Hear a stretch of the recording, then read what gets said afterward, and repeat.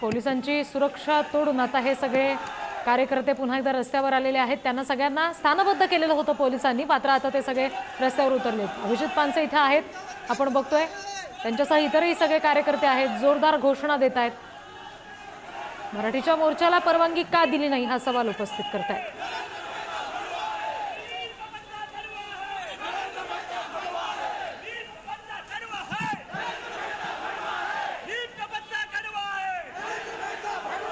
पोलिसांची जी दडपशाही सुरू असल्याबाबत मनसेच्या कार्यकर्त्यांनी नाराजी व्यक्त केलेली होती किंवा अगदी आक्रमक भूमिका संतापानं मांडली होती। तशीच काहीशी भूमिका या सगळ्या आता मोर्चेकरांची पुन्हा एकदा पाहायला मिळते। सर्व कार्यकर्ते जे आहेत त्या बँकेट हॉलमधून बाहेर निघालेले आहेत। पोलिसांचा कडेकोट बंदोबस्त सोडून जे आहेत ते कार्यकर्ते पुन्हा एकदा रस्त्यावरती आलेले पाहायला मिळतात। मनसेचे नेते जे आहेत ते या सर्व आता रस्त्यावरती आलेले पाहायला मिळतात। अनेक पदाधिकारी आणि कार्यकर्त्यांना आंदोलनापूर्वीच पोलिसांनी ताब्यात घेतलं होतं आणि ताब्यात घेतल्यानंतर देखील कार्यकर्त्यांची आणि पदाधिकाऱ्यांची भूमिका जी आहे ती आंदोलनाची भूमिका ठाम होती। त्यामुळे आता हे सर्व आंदोलक जे आहेत ते पुन्हा एकदा रस्त्यावरती आलेले पाहायला मिळतात। मनसेचे सर्व नेते असतील, कार्यकर्ते, पदाधिकारी असतील, ते सगळे या रस्त्यावरती आलेले पाहायला मिळतात। जोरदार घोषणाबाजी जी आहे ती या कार्यकर्त्यांकडनं करण्यात येत असताना आपल्याला पाहायला मिळते। अत्यंत पोलिसांच्या कडेकोट सुरक्षेत या सर्व कार्यकर्त्यांना, पदाधिकाऱ्यांना जे आहे ते नजर कैदेमध्ये ठेवण्यात आले होते। मात्र ज्या वेळेला मनसेचे नेते अभिजित पानसे जिथे या आंदोलकांना ठेवलेलं होतं त्या ठिकाणी पोहोचले। आम्ही मोर्चा शांततेने काढण्याचं पत्र दिलेलं, निवेदन दिलेलं, तरीही पोलिसांची आणि भाजप सरकारची दडपशाही आहे। तिकडे जेव्हा त्यांनी मोर्चा काढला व्यापाऱ्यांनी, त्यांना पोलीस संरक्षण दिलं गेलं आणि आम्ही जेव्हा रस्त्यावर मराठी माणूस या महाराष्ट्रात ठाणे जिल्ह्यात मीरा रोडमध्ये मराठी माणूस रस्त्यावर उतरला तर आम्हाला अटक करणार, केसेस दाखल करणार। या दडपशाहीच्या विरोधात मराठी माणूस हा एकवटलेला आहे। हा केवळ पक्षीय मोर्चा नाही तर मराठी माणसांचा मोर्चा आहे आणि हा मी मोर्चा काढणारच। पोलिसांचं असं म्हणणं आहे की मोर्चाला परवानगी दिली असती, फक्त रूट जो आहे तो बदलण्याची भूमिका मनसेने घ्यावी असं पोलिसांकडनं सांगण्यात येतं। असं काय बोलणं झालं होतं? अहो, हे काहीतरी बोगस काहीतरी सांगत बसतात, दिशाभूल करत बसतात। आम्ही शांततेने मोर्चा काढणार होतो।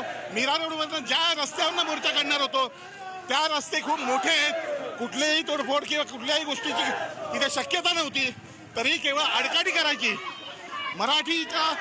मराठीच्या माध्यमातून हिंदी सक्ती करायची, मराठीला मागे खेचायचं, मराठी माणसाला उभं राहू द्यायचं नाही, याचा डाव आहे।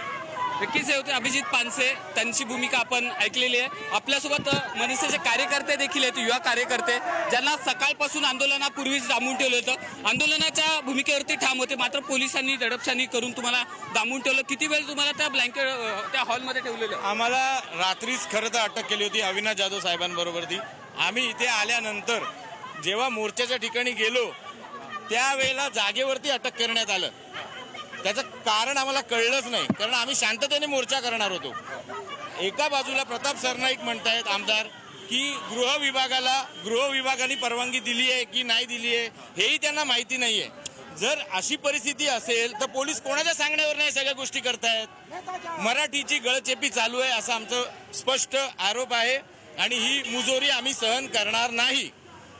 नक्कीच हे सर्व मनसेचे कार्यकर्ते, पदाधिकारी जे आहेत ते पुन्हा एकदा रस्त्यावरती आलेले पाहायला मिळत आहेत। काही महिला कार्यकर्ता देखील आहेत, आपण त्यांच्याकडनं व्यापारी संघटनेनं जेव्हा आंदोलन केलं तेव्हा त्यांना परवानगी देण्यात आली, मराठी माणसाच्या मोर्चाला असा एक आरोप होता। कारण त्यांनी मोर्चा काढला होता सर। हा, व्यापारी लोकांनी जेव्हा मोर्चा काढला होता त्यांनी आम्हाला अर्ज केला होता। या क्षणाचे एक महत्त्वाचे अपडेट या संदर्भात हाती येते। पोलिसांनी गुंडगिरी सुरू केली असं म्हणत सरनाईकांनी हल्लाबोल केलेला आहे। मी मीरा भाईंदरला जातोय, मोर्चात सहभागी होतोय अशी भूमिका सरनाईक यांनी घेतली आहे। पोलिसांमध्ये हिंमत असेल तर मला अडवून दाखवावं असंही सरनाईकांनी म्हटलंय। मंत्री प्रताप सरनाईक यांनी सरकारलाच घरचा आहेर दिलेला आहे। काही वेळापूर्वी त्यांनी विधान भवन परिसरात बोलताना सुद्धा अशीच भूमिका मांडलेली होती।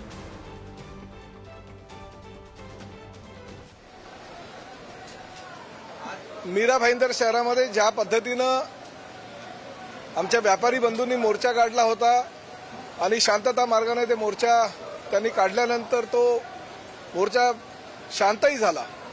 पोलिसांना त्यांनी निवेदन दिलं।